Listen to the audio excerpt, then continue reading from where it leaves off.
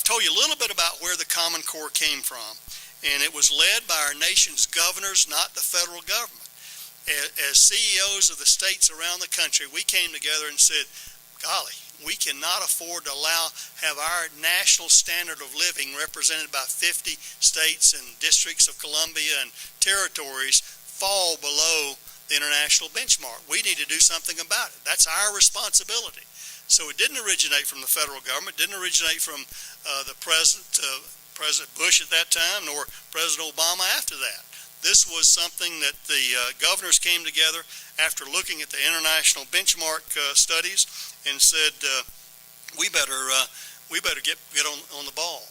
So we came together and decided that there should be a way that we could determine comparatively how our states are doing, and that we ought to assume, and it is our responsibility to define what an educated student is and what an educated student should know.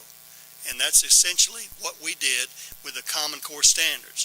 I co-chaired the group, so you can blame me over Common Core state standards that way. It was a bipartisan effort. Conservatives were involved, liberals were involved, and everybody in between was involved in that. And we wanted a standard where each state could determine if they wanted to voluntarily adopt those Common Core standards for theirs.